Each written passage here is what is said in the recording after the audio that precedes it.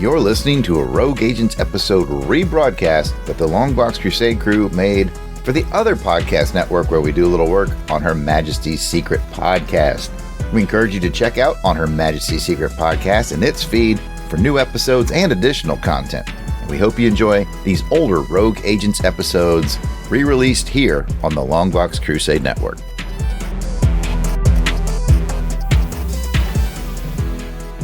You're listening to Rogue Agents, episode 14, featuring For Your Eyes Only, the short story by Ian Fleming.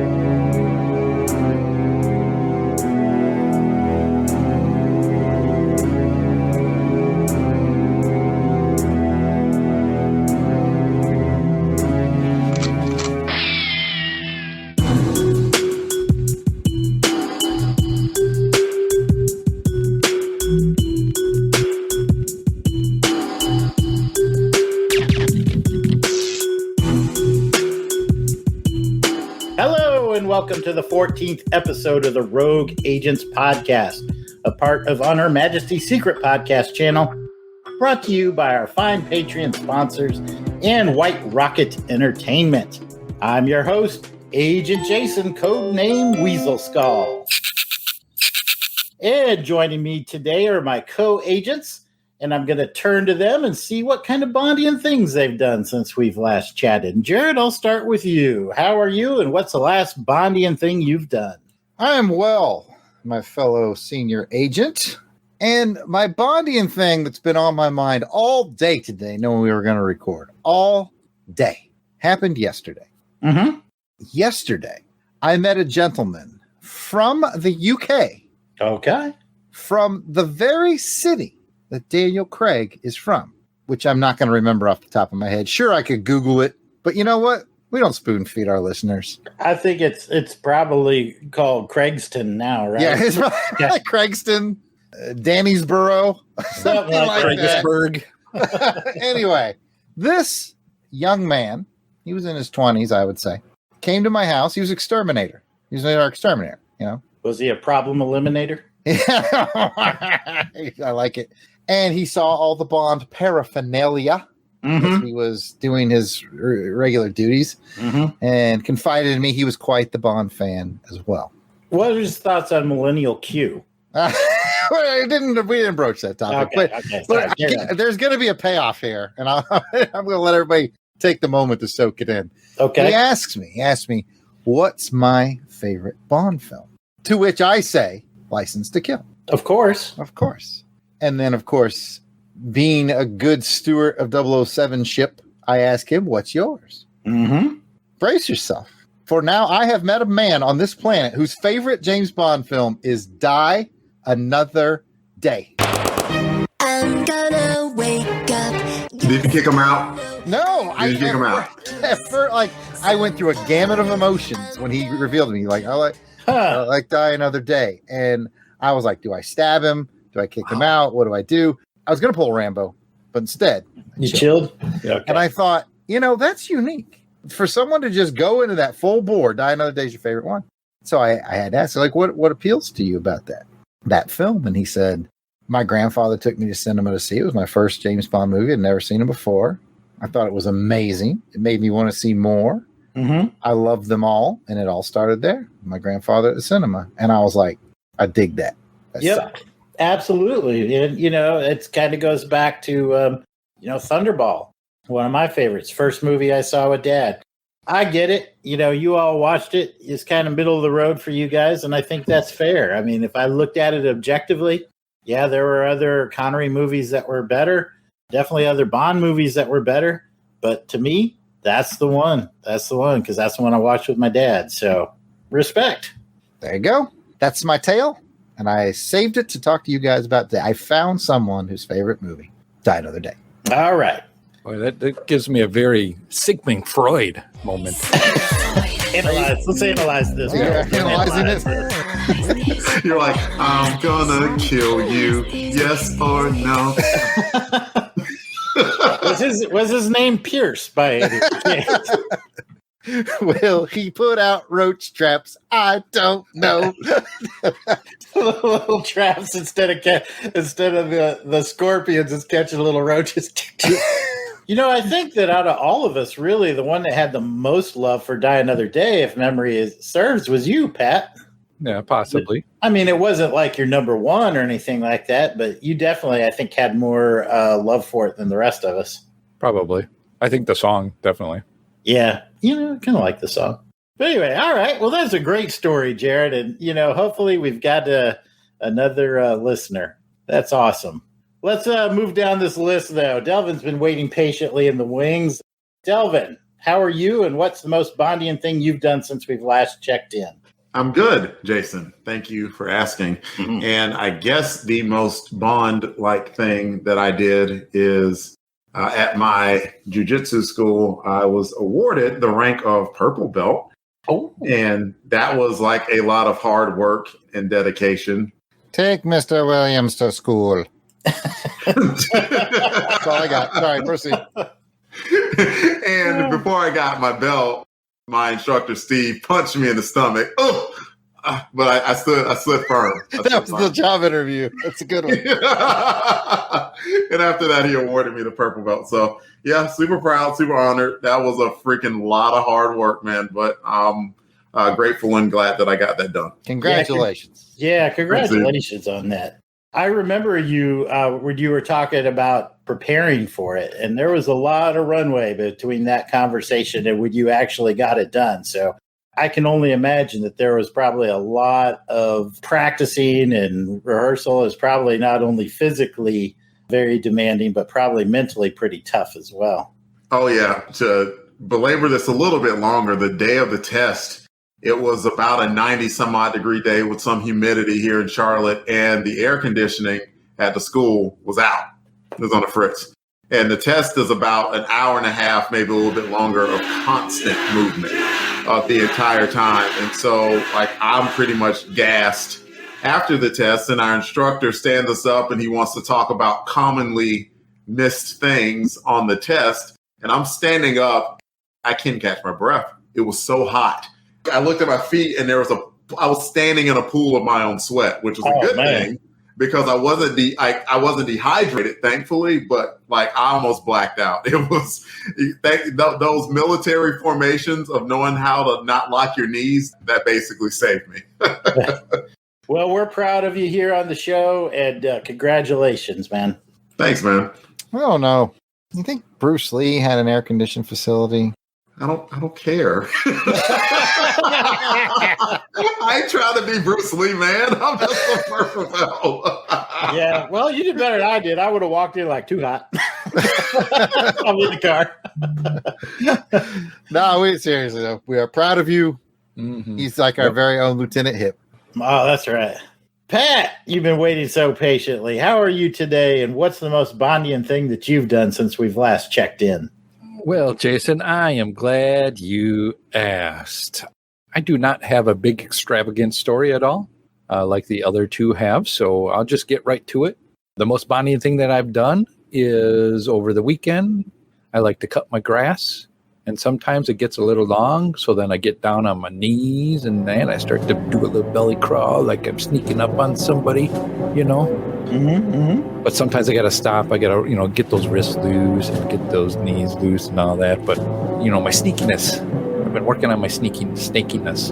You didn't have another woman ambush you while crawling, though, did you? Because that would be embarrassing if that happened. No, unfortunately, my wife, she was doing some other things.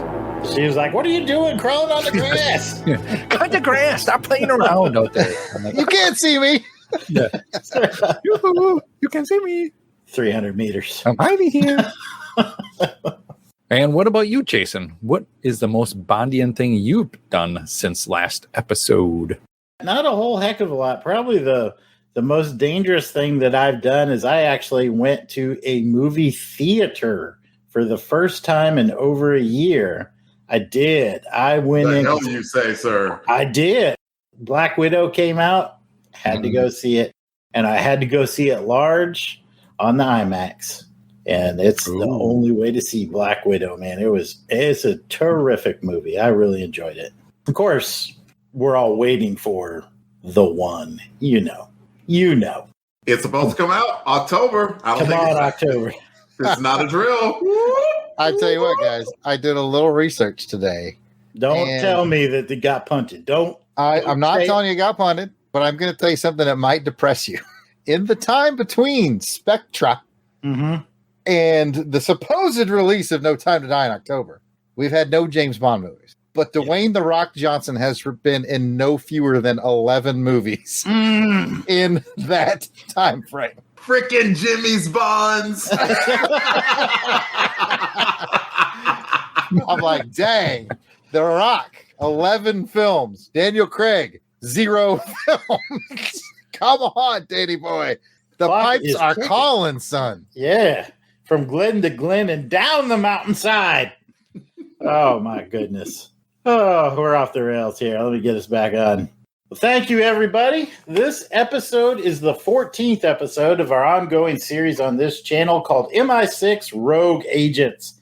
And this is where we traverse the 007 universe. That could mean books, which we're going to do a little book report today. That could mean music. It could mean video games. Give a little plug here. My brother, the yard sale artist over there, has got his James Bond video game podcast volume 3, I believe it is, that's out now. Is that correct, Jarrod? Verified, volume 3, 2000 to 2009. I'm about an hour into it. Really enjoying it so far. But essentially, any medium that connects to the Bond franchise that we love so much here on Her Majesty's Secret Podcast, yeah, we're going to talk about it. So we hope you join us. We don't have a guest today. I'm running this show. So it's going rogue. It's going rogue. It's Rogue Agents. It's going rogue. It's Pat, since you spoke up first, I'm going to put this question to you first. And what I want to know from you, after having traversed all the Bond films, what's the one movie line or quote that really sticks in your head that you really like? What's your favorite Bond movie quote? I'll let you mull this over. I already know the answer for Pat. Oh, yeah. I'll give you a hint. It's an Eastern European country. Czechoslovakia. All right. I don't know, Pat. If you got another one, go ahead. I don't want to put words in your mouth. No. That's a tough question, really, when you put me on the spot like that. So I'd have to go with that for right now. Yeah. And another 5 in Czechoslovakia. Czechoslovakia. All right. Delvin, what's a favorite Bond line that sticks in your head? Just from the delivery of it, the first thing I thought of off the top of my head was the very self-titled but also appropriate when Elektra, I believe it was telling James, I could have given you the world, and he replied, the world is not enough. I could have given you the world. The world is not enough. Foolish sentiment. Family motto. Oh, good one. That's a good line. For many reasons. And that was one of the ones that jumped out to me first. So I'll go with that. That is a good one, Delvin. I mean, there's sometimes where they really try to kind of force feed the title or something into the script, but that one did really land. That's a good point. Jarrod, it's going to you. And I think I know the line that you're going to choose, but I'll be silent and see if... No, don't be silent. I want to know if you... Can I guess it? Okay, go ahead, Pat. This one's for Sharky. Oh, yeah. Close. Oh, all right. I think it's one that I alluded to earlier. Where I think you're right. Yeah.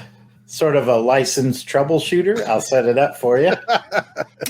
He says, I have people with problems. Oh, you're like a problem solver. More like a problem eliminator. And what business is that? I help people with problems. Problem solver. I'm more of a problem eliminator. That's my line. That's great line. My line. I love it.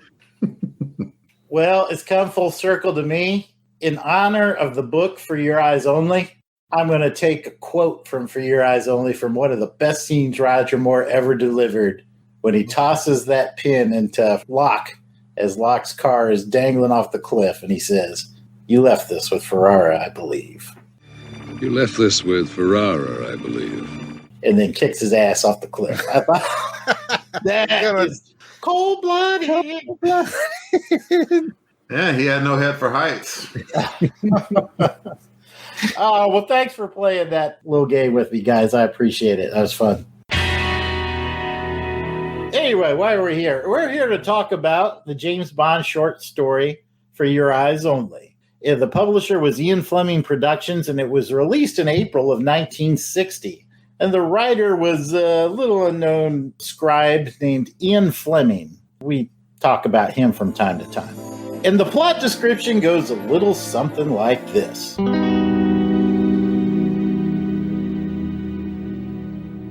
So M has a problem. When a middle-aged British couple is brutally murdered in Jamaica by a Cuban hit squad, the Admiral feels compelled to dispense some 00 justice, particularly because the couple were old friends of his. But that's the issue. Is he doing his duty or misusing resources for his own private vendetta? Option B. Sorry, go ahead. I think little column A, little column B. A little more column B. Fortunately for him, James Bond is not too particular, and away he goes to the wooded hills of northern Vermont to dispense some rough justice to the perpetrators of the crime. Along the way, however, his plans become complicated when he encounters the bow-wielding Judy, who's the daughter of the victims, and she's looking to avenge the loss of her parents. Forming an uneasy alliance, the two join forces and soon find themselves in a violent shootout at a cabin in the woods. When the dust and the gun smoke settle, only 007 and Judy are left standing, each leaving with the lesson: when you set out on revenge, first dig 2 graves. Actually, they needed 4, but, that's beside the point. So anyway, fellas, going around the horn, Pat, is this a first read or a reread for you? It is a first read for me. Good. Delvin? Never read it before, sir. All right, Jarrod, I think I know the answer here, but we'll let you say it. Reread, but it's been probably 15 years. It's a reread for me as well, and fairly recently, because I think I read it just last year. I really like it, though. Let's get into the meat of this book a little bit. Let's talk highs, lows, what does, and we'll start with Delvin. Delvin, give me a high or a low or a question you have about the book. I don't think there are many questions to be had there. Just a random thought, seeing that the wild, unkempt woman's name was Judy Havelock. Mm-hmm. I was looking to see whether it was going to be a Melina, and it was not. I much rather prefer Melina, actually, to Judy. Judy seemed rather plain, but I should get to a more substantive high or low. I'll give it a low, but it's not like a full low. Meaning, man, it was about a 50-page short story, maybe 50, 60 pages about. And man, it took about 45 pages or so for it to get to the action. And that tells Old Dark Web that I have been reading way too many comic books and not enough novels. Because like the buildup was coming, it's like she's beautiful with unkempt hair, and it's like and James Bond was working the gun, and the gun had a barrel that was 14 inches. Like, I don't care. Let's fight. I know the fight's building. Let me see the fight. Pew. What's up, bang? I'll let it myself here. We fight. What's going on? Give me one or the other. Oh, man. Meanwhile, I'm the guy that, like, when it described his rifle, I Google imaged it so I could see what it looked like. Was it close? Yeah, I mean, it was an actual long-range rifle based off of Winchester. It was lever action, like the Old West type of lever action with the rifles. Mm-hmm. So it was kind of cool. I thought it was a pretty neat-looking weapon. Nice. Enough of the filler, get to the killer. That's what Delvin was. Yes, sir. Delvin said. Pat, what do you think? High, low? I guess I'm going to go with it as a high. And reading these novels, being the second one that I've actually read, I like the detail that's happening here. And I guess in Bond's character, what I find is that he's really not the best agent, because you read these novels or you watch the movies, someone's always kind of besting him. You know, they went through, like Delvin said, lots of pages for him building up of getting out to where he had to get to in the mountains and working his way back down, blah, blah, blah, blah, doing all this stuff. And all of a sudden he stops and there's someone, hey, what are you doing? I see you. What you doing? Yep. I'm like, you're supposed to be a super secret agent and you're building all this up. And then you just get bested by this person. And then, I kept thinking to myself, yeah, that happens to him a lot. But he finds his way out of it. Yeah, you bring up a really good point, and I'm glad you mentioned it, Pat, because that's one of the things that I've noticed about the literary Bond as well. There's a lot more fallibility to it. He's not... Yeah, and I think that's cool because he's just a human. Right, yeah. As listeners may or may not know, I've been working my way through all of the Ian Fleming novels. That is a trend that I've noticed. I just finished on Her Majesty's Secret Service, and there's the scene in there where he rescues Tracy when she can't cover the bet that she makes. He rescues her. It's like that scene in the movie, but in the book, he also wants to get revenge on the guy that beat her. There's like this mano a mano thing now, and he actually loses, and he has to walk away and says, well, at least I rescued her. I went too far with this one. And it's like, that would never happen in the movies. But yeah, I'm glad you brought that point up, Pat. Even then in this where he's, kind of thinking it through his head of, is this the right thing for me to be doing for the revenge? Is it not I'm just a hired gun, so I got to do what I'm told to do. But, he struggles with that. I like that a lot, Pat. And they did that a little bit in Risico as well, where they mentioned a very human side of Bond in that he was not afraid, but he showed fear or like an adrenaline kind of got to him at a particular moment. And so I did like reading that. And I liked that he's like, even though he did, he told him he's going to do the thing, he's going to pull out the mission, he still had to kind of find motivation and reasons to want to put these men in the ground. And he's like, well, they killed, Judy's pets for Pete's sake. Yeah. These are not good men at all. And just, he had to build up reasons again. Yeah, really good point. Jarrod, you've been patient over there. Anything you want to add to the conversation or another high or a low? Absolutely. I have lots to add. How much time will you give me? I feel like Pat on an episode of, everything. You have the count of 10. 28. Oh, no. Countdown, Jerry's already started.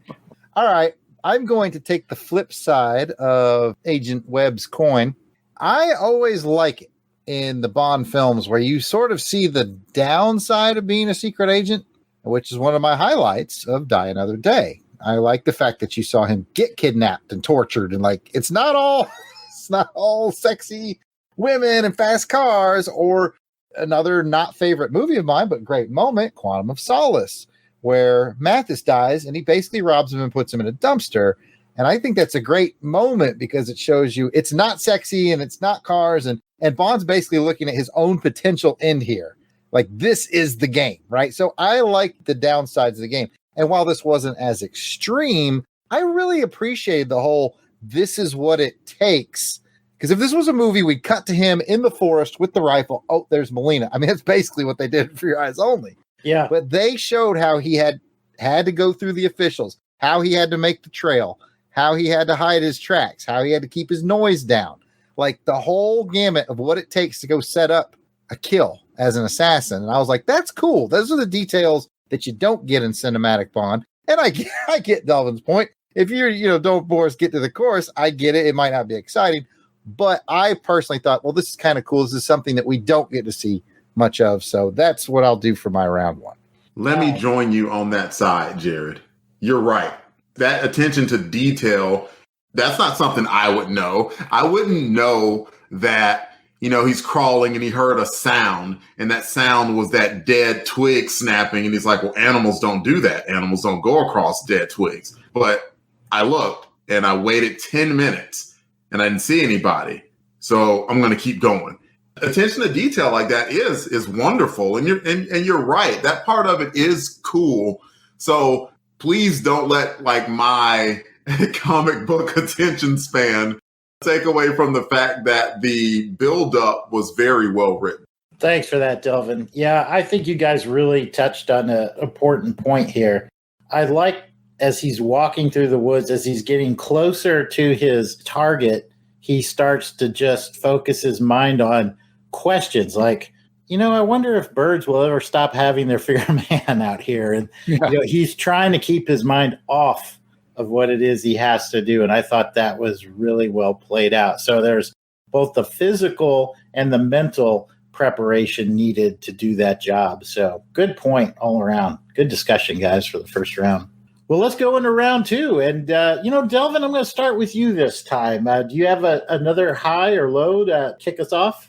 That fight was pretty brutal. We haven't really talked about it. And it was quick, but at the same time, I mean, for Pete's sake, Bond had a sniper rifle. It's not like you're going to have very long pitched sniper rifle battles. Not really a thing, right? Like you're about 500. If it is, you're in trouble. You are in deep doo-doo. Absolutely. And sure enough, if you're counting the shots, Bond missed more than he hit, which got him in a little bit of trouble, and to the point where he basically had to stand out in the open and freaking, put paid to Major Gonzalez at the end of it. So in a sense, Judy was kind of more of an efficient killer than Bond was, because Judy said, I already have this plan. I got this lined up. I know when he's going to be vulnerable. I'm going to take the shot. And she did. And he died, even though she got shot, though. But very good action is a good place to stop. Really, really good action. It took about like the last 10 or 15 pages. And it's like, is this going to pay off? And it did. It did pay off. Thanks, Delvin. That's a good point. Pat, anything to add? I'm just going to piggyback off of Delvin again with the detail that is in Fleming's writing, not only through the non-action stuff, the detail, describing a room, describing the scene, and describing how Bond feels and his thoughts. But even then, that action scene, I could just see that all playing out in my mind very well with the writing that was done. It's just really great detail on what you really need to know about the scene and the action going on. I know what you mean. You really felt like you could see that cabin. You could see the lake. You could see the furniture, the type of furniture it was. Yeah. I felt the same way, Pat. I'm really glad you brought that up. And, this is the second short story I brought to this program. The first one we talked a little bit about was Risico. Getting ahead of myself a little bit here, looking in the fun facts. This book, like Risico, the locations of the main action scenes were places Fleming had been. So I could really imagine him just being like staying at this cabin and going, this would be a great place for a shootout, that's the start of this story. So I think that definitely is one of the strengths. He really brings an environment that he's been, absorbs it, lays it out on the page, and then overlays the action on top of it. Really good point, Pat. Jarrod, you've been patient. Anything to add? But of course. First of all, I just want to say that much like last time, it was nice to just sit down and read a book, which I don't do enough of. It was a pleasant experience. And like last time, I would like to read a passage. I'd like to read my favorite passage. It's slightly longer than last time, so if you will bear with me. Of course. I will read, and then we will make some comments. Okay, go for it.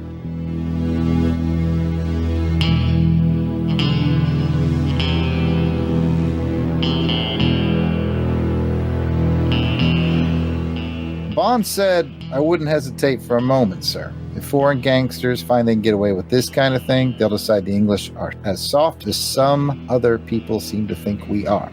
This is a case for rough justice, an eye for an eye. M went on looking at Bond. He gave no encouragement, made no comment. Bond said, these people can't be hung, sir, but they ought to be killed. M's eyes ceased to focus on Bond. For a moment, they were blank, looking inward. Then he slowly reached for the top drawer of his desk on the left-hand side, pulled it open, and extracted a thin file with the usual title across it and without the top secret red star. He placed the file squarely in front of him, and his hand rummaged again in the open drawer. The hand brought out a rubber stamp and a red ink pad. M opened the pad, stamped the rubber stamp on it, and then carefully, so that it was properly aligned with the top right-hand corner of the docket, pressed it down on the gray cover. M replaced the stamp and the ink pad in the drawer and closed the drawer. He turned the docket around and pushed it gently across the desk to Bond. The red sans serif letters, still damp, said, "For your eyes only." Bond said nothing, He nodded and picked up the docket and walked out of the room.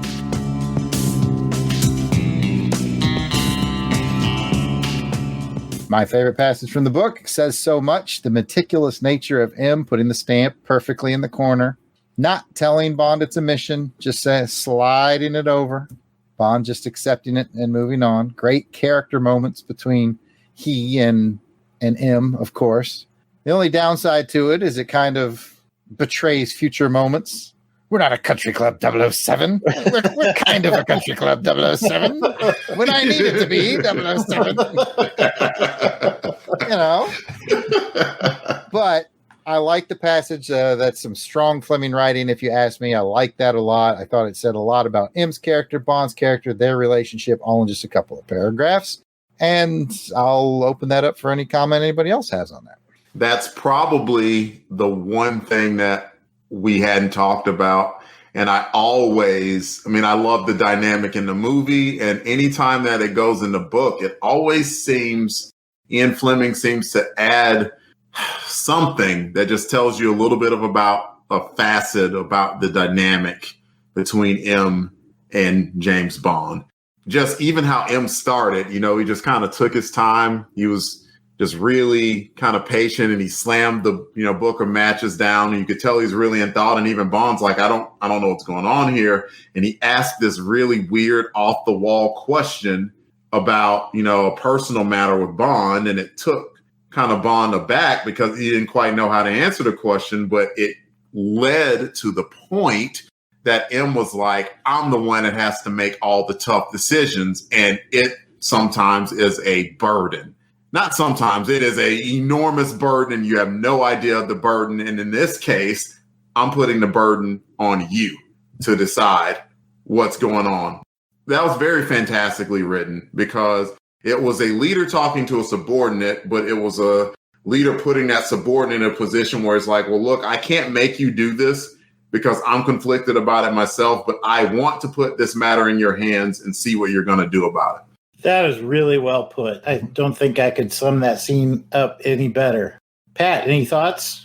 No, not much. I do agree with Jarrod that, again, that's Fleming's writing coming out where he's getting both the characters and, in a way, setting the scene, painting the scene for you in your mind. I saw the whole thing. I saw that stamp. I saw that. Maybe that's due to the movie and the poster treatment or the title treatment too, and that where it's got that stamp for your eyes only, but it came alive to me. Yeah. I think it's a cool callback or call forward because this is written before. But sure. We did an episode about Delvin brought it. It was a comic book episode, and it was another one where M asked James Bond to do a personal mission. Ibrahim Mustafa wrote Solstice, and he's clearly read his Fleming. Because if you remember in Solstice, as soon as he called him James, Bond had that look like, oh, we're in a different category. And he mentions it in this book. He says, when he calls me James, we're in a whole new area. Yeah. We are in strange waters. And so I thought, wow, Ibrahim Mustafa, applause to you, sir, for knowing your Bond inside and out. But that's a really good detail where when you think about it, like Delvin mentioned too, is M's trying to get a way to say, hey, I got a personal thing. You know what I mean? Kind of those hints of we're not talking business anymore. We're talking personal. Right. Mm-hmm. And he can't say that. He cannot say they're literally in the office. Yes. You cannot say this is not business that I'm handing you this dossier of information on killing people. This is personal. You just kind of have to nod your head. It's like, because maybe you're being recorded. Maybe you're being watched. And it's just like, okay, we have that, no pun intended, we have that bond between each other. Like, I just got your agreement. I understand it. I got your agreement. Here's your mission off the books. Go.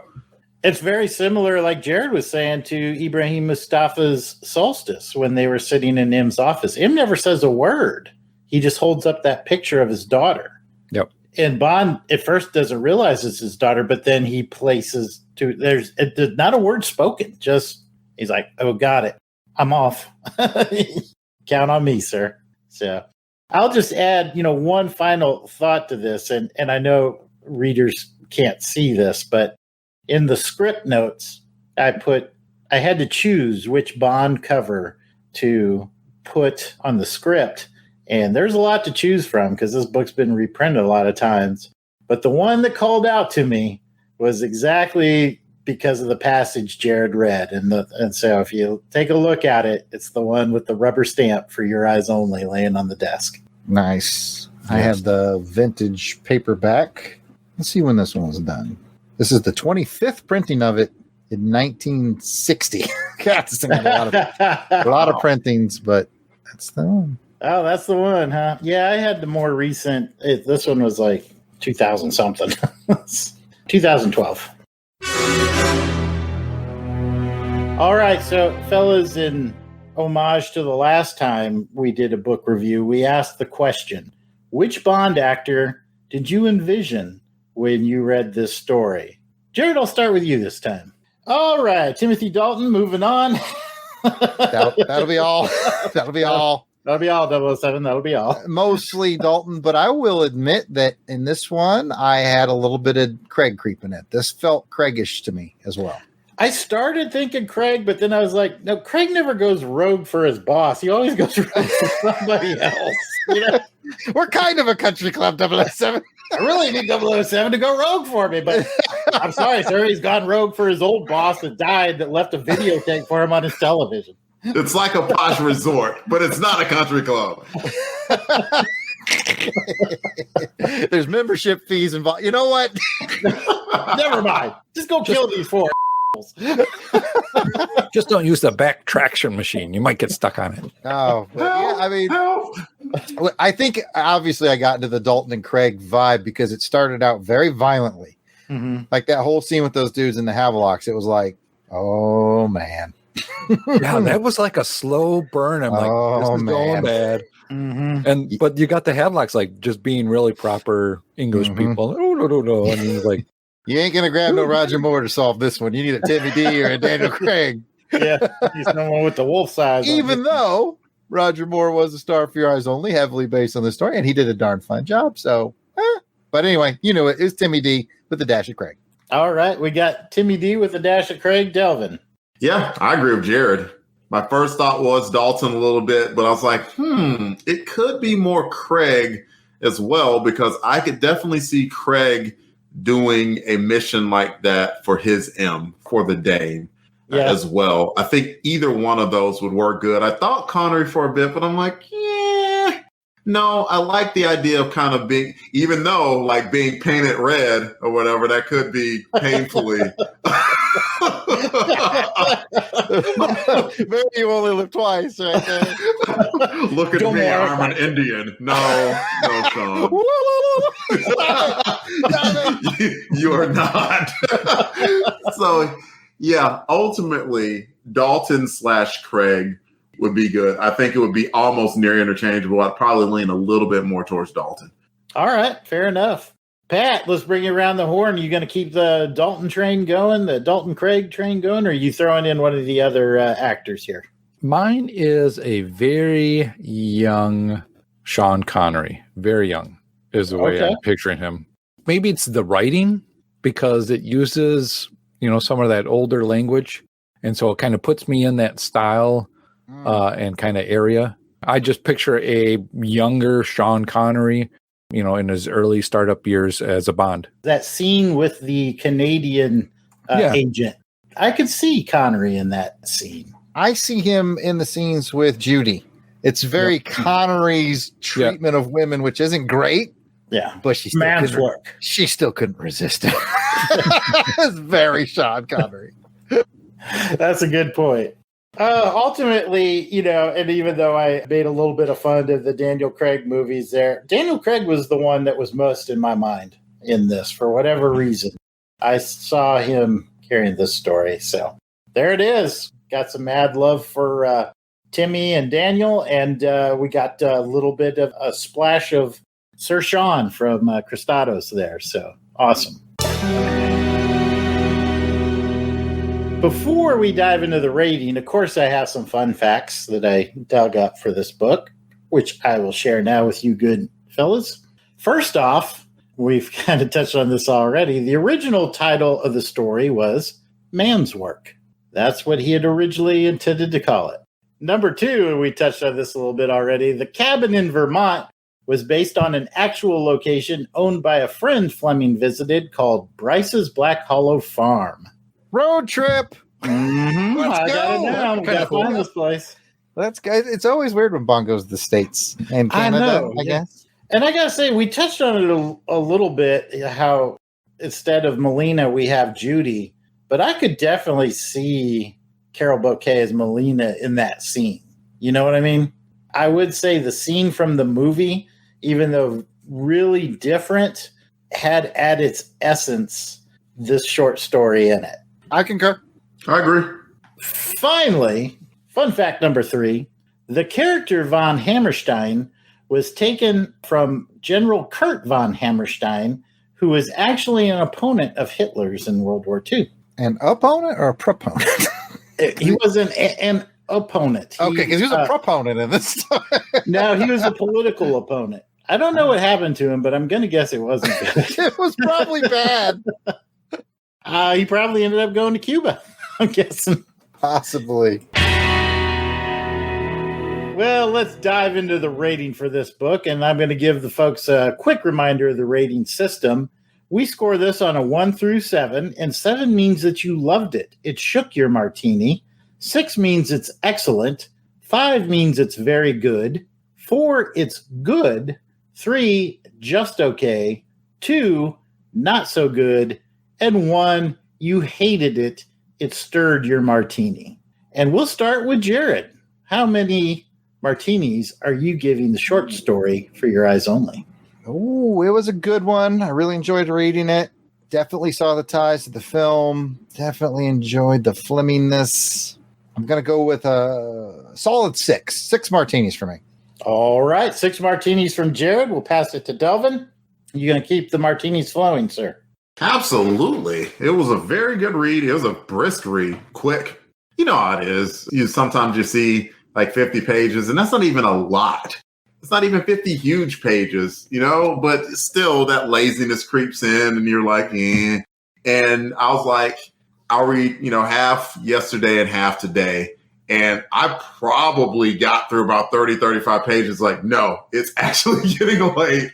Let me go to bed, which is a good sign because it just got to the point where he met Judy. And I'm like, oh, it's picking up. And I had to stop. So this is good story, good action, good heroine, good bad guys as well. It's a 6. It is really, really, really good. I think we got to talk about the comic book. Yeah, with Solstice. And I think Solstice was Ibrahim Mustafa's kind of love affair for the written book For Your Eyes Only. And that I gave a 7. This is right there at a 6. Just being able to see it depicted, enhanced it, and made it just that much better. But this was fantastic. Oh, that's great. Thanks, Delvin. All right, Pat, 1 through 7. Martini still flowing, or are you going to cut us off here? I'm going to give this a 6. I'm with Delvin and Jarrod on this one. Another great story, great characters, great detail. Really enjoyed it. And like Jarrod said in the beginning, reading a book again, it's like, man, I got to get back to doing this. It's so fun to do, especially when you got a really good story to dive into it. Like Delvin, I thought the same thing. I was reading it and I'm like, I'm going to read up to this point, then I'll do it, break it up like I normally do. But I kept turning the page. And I ended up reading this in like 3 different times. I got to the beginning where the end of the Havelocks, and then I stopped, and then I got to with M and Bond, and then Bond into the Mountie area just a little bit, and then finished it up from that point on to the end. So just really intrigued. And then I kept going, man, I can't wait till I can read this again when I got time to read it again, and just felt so good to read that book. And one thing I wanted to mention too is I really liked that scene when he was talking to the person at the Mountie as well too. That was a great scene, and just how that guy was kind of shifty around and, just, I'm helping you, but I'm not helping you, and I thought it was like, cool. Yep. What about you, Jason? I want to give this one a 7 so bad, but the one low point for me that didn't really cover is the forced romantic, conclusion between Judy and Bond. And that's my one criticism of Fleming's writing. Like, I don't know that he really understood women, or maybe I don't understand women, and he's the only one that got it. I don't know.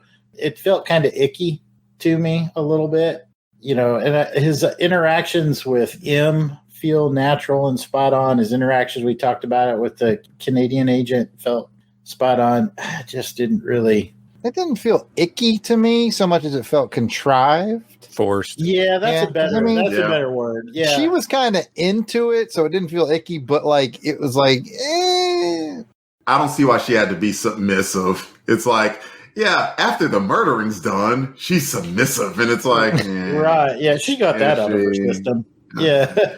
Yeah, no, I think you're right. Contrived is a much better word for it. Thank you. So I'm going to land on a 6. So 6 is all around for us. But, great book. And I'm always a little bit nervous when I pick these because I know I'm asking you guys to read, 40, 50 pages. And it's like, I'm not bringing a comic. Yeah, Delvin does it every Crusade. Fair point. Reading these again makes me want to see if somebody could do these stories in these books just the way they were, like little short vignettes and all that, like instead of trying to combine them like they did with the movies. I'd like to see them, little seasons of Bond stuff would be really cool. Like an animated series. We've talked about like on Netflix, and it's only 20 minutes. Yeah. But to do this or Solstice, the comic or just these little. Not sure about Quantum of Solace. Don't think that would make a good one. But the book is weird, y'all. Is it? Yeah. I saw that I'm like, Quantum of Solace. I'm like, it's a little strange. If you want to talk about Fleming having issues with women, it's all right there in that story. Yeah, it's kind of been a common theme I've noticed throughout the Fleming writing. But I'm with you, Pat. I think a series of shorts would be cool. Yeah. They're just based off of the stories that are in the novel, so it'd be kind of neat. Yeah, it was interesting because Fleming at the time, this was another kind of, as I was looking through the fun facts, something I learned was he was trying to write these as like television episodes. He was trying to negotiate a television deal. Okay. And so For Your Eyes Only was originally supposed to be a television episode. So that's what its original purpose was. So you're spot on. I'd love to see these television shows now. Come on, HBO, Amazon Prime, Netflix, Peacock. You're all out there. Somebody get on this. All right. Well, we've had enough fun for this evening. I hope you all enjoyed it. But now it's time to pass it over to our network founder, Van Plexico, to thank all of the Patreon sponsors who make this show possible. So just go to www.plexico.net, Plexico.net, or you can just go to patreon.com and search for White Rocket and join up. And it's for as little as $1 a month, you get to be part of the show. And we send out, I post things occasionally on the Patreon page of interest, and you get previews, you get special deals, special offers, and discounts on things that we do, and you sometimes get shows before the regular audience does.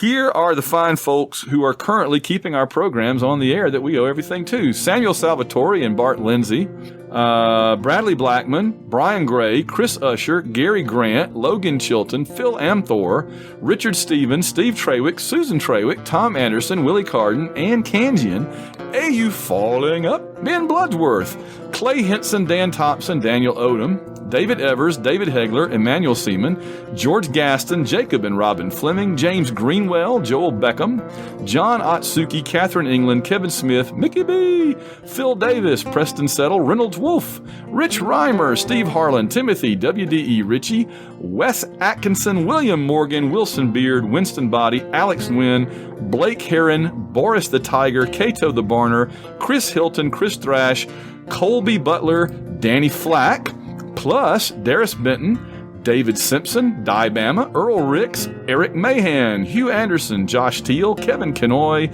Kevin Mahan, Lane Middleton, Mike Finley, Papa Todd, Randall Walker, Rob Morgan, Ross, Russell Milling, Shannon Butson, Sarah Hines, Shane Bailey, Snowdog, Stephen Houston, Tim Pittman, Todd Gray, Tony Perry, Auburn Elvis, Ben Amos, Brandon Sisson, Brandon Smith, Chris Camo, Darren Pyle, David Smiley, Donnie Reynolds, plus Ivor Evans, James Taylor, Jason Alberich, John Stubbs, John Zavachin, Joey Miller, Joseph Iliff, Justin Bean, Lawrence Kane, Mark Squire, Matthew Flowers, Mick Vijakana, Nicholas Craig, Patrick Williams, Paul Bankson, Robert Drain, Robert O. Sammons, Russell Souther, Ruth and Darren Sutherland, that's the truth, Ruth, Spanky, Stephen Thompson, Trevor Johnson, Kenneth Brent Raines, Brant Rumble, and Chris, plus our one-time and anonymous donors. We thank you all so much. Go to www.plexico.net or just go to www.patreon.com and sign up and join the family.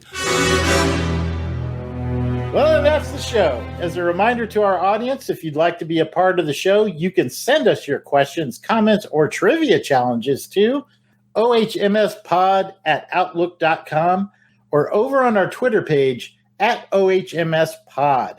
If you'd like, you can even use the old email. And as a reminder, that's ohmspod@outlook.com. And you can send us an audio recording of your question or comment, and we might even play it on the show. And we would love to hear from you and make you part of the show. Also, if you're an iTunes listener, we'd greatly appreciate it if you left a review for the show. And I just figured out how to do that after how many years of being a part of this show.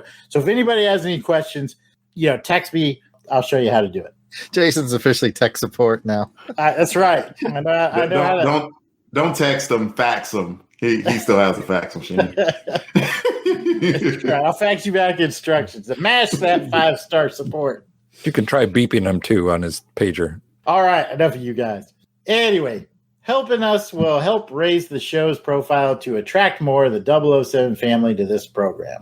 As a reward for leaving a review, we will read your entire review on an upcoming episode of MI6 Rogue Agents.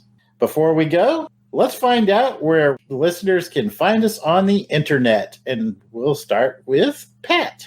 Well, Jason, I'm glad you asked. You can find me on the Twitter at Christatos01. Jarrod? I am at Yard Sale Artist. Twitter, Facebook, Instagram is all at Yard Sale Artist. You can also find me near the border of Canada and Vermont. Delvin. I am at DEE_RAY1977. Jarrod, could you hook me up with some syrup? I hear the syrup is immaculate. You got it. All right. And I'm at Weasel Skull on Twitter or at Jason Alberich on Facebook and Instagram. Before I sign us off, I want to thank the team for obliging me and reading this book. We actually read a book with no pictures or illustrations, and we all enjoyed it. So thank you, Pat. Thank you, Jarrod. Thank you, Delvin. I appreciate you guys doing it and had a real fun time recording this with you tonight. Thank you for listening, everyone. We hope you have enjoyed this episode of MI6 Rogue Agents. If you've enjoyed this crew and want to hear more from them, but in the realm of comic books, check out the Longbox Crusade. Pat, where can that be found? Well, Jason, I'm glad you asked. You can find the Longbox Crusade on www.longboxcrusade.com or on Twitter, Facebook, or Instagram at Longbox Crusade. Back to you. Thank you, Pat. And thanks again to the fellows for taking on yet another dangerous mission. And thanks to the listeners who tuned in. The next episode of MI6 Rogue Agents will feature, and this is going to be Delvin's choice, so stand by to find out. But on Her Majesty's Secret Podcast, we'll return.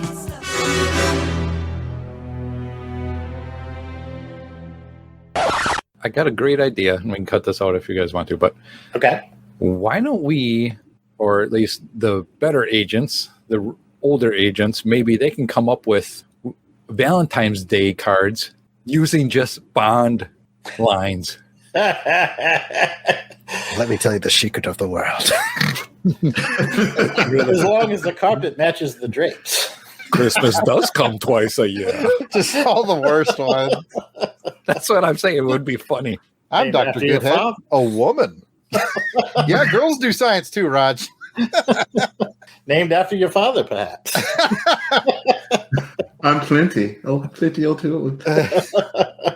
Oh, yeah. We could come up with those Valentine's Day cards for you, Pat. We'll knock that out. Delvin can get his. Oh, didn't I do Delvin? I thought Delvin said... Yeah. I said the world is not enough. Oh, yeah, that's right. I'm sorry. The world I'm spacing. Sorry. not enough. There are some good lines that I never miss. That's another good I never line. miss is a good one. Ooh. That's a good one. Yeah. Cold-blooded. That's right. Things about to get nasty. See, that would be great. Val. That would be on a great Valentine's Day card. I never miss when it comes to you. I never miss. When it comes to your heart. That's right. I'm aiming for your heart and I never miss. No, literally, I'm going to kill you. This is not a double entendre. This is I'm going to get my affairs in order. You're going to die tonight. We could make money off of these. That'd be a good idea. I come from a land down. Safety dance. Men at work. You can dance it. No, that. Never mind.